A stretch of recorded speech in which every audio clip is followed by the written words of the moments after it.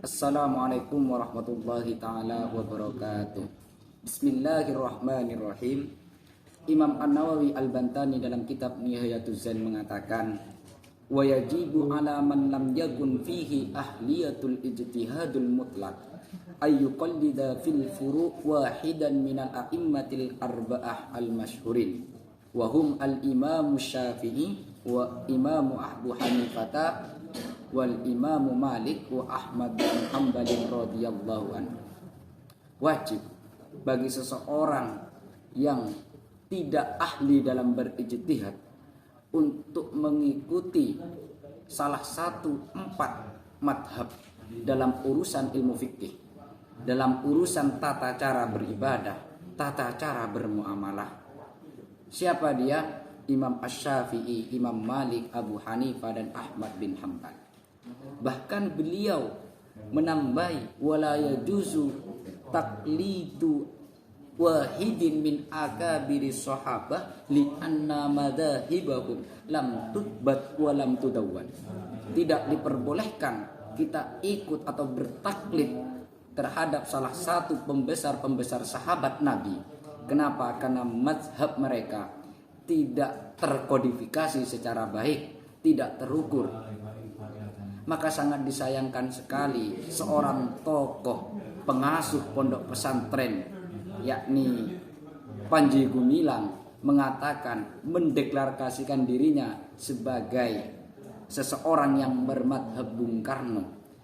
Padahal menurut Imam An-Nawawi kita bermadhab kepada pembesar sahabat Kanjeng Nabi, salah satu sahabat Kanjeng Nabi itu tidak diperbolehkan. Apalagi bermadhab kepada Bung Karno. Itu yang pertama. Yang kedua, ketika nanti Bung Karno ini dijadikan sebagai madhab alias digadang-gadangkan sebagai mujtahid dan diikuti oleh Panji Gumilang, berarti secara tidak langsung Bung Karno levelnya sama dengan Imam Asy-Syafi'i. Padahal mujtahid itu tidak boleh ikut atau tidak boleh taklid kepada mujtahid yang lain. Jangankan bermadhab Bung Karno, bermadhab terhadap salah satu 4 ulama yang sudah masyhur itu, ketika nanti menyalahi mayoritas penduduk sekitar, itu secara etika bermadhab kurang baik.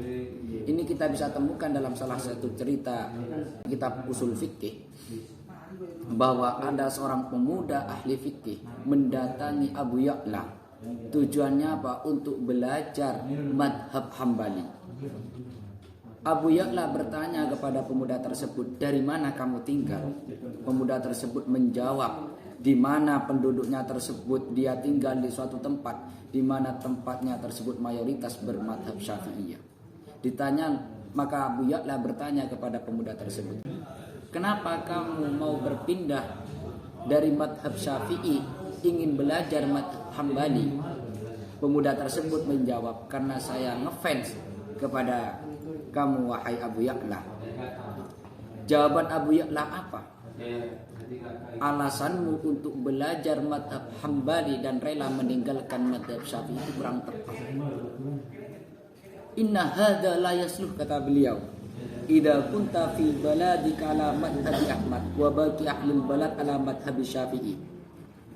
Ketika kamu bermadhab Hambali sedangkan pendudukmu mayoritas bermadhab Syafi'i, maka kamu tidak akan menemukan seseorang yang datang mengunjungimu dan akan belajar kepadamu. Justru kamu belajar madhab Hambali, kemudian kamu bawa ke daerahmu, akan menimbulkan permusuhan, akan menimbulkan perpecahan. Maka lebih baik kamu tetap stay belajar madhab Syafi'i. Lalu di akhir cerita, Abu Ya'la menghantarkan atau menunjukkan pemuda tersebut untuk belajar kepada Abu Ishaq, di mana Abu Ishaq termasuk ulama besar dalam madhab Syafi'iyah.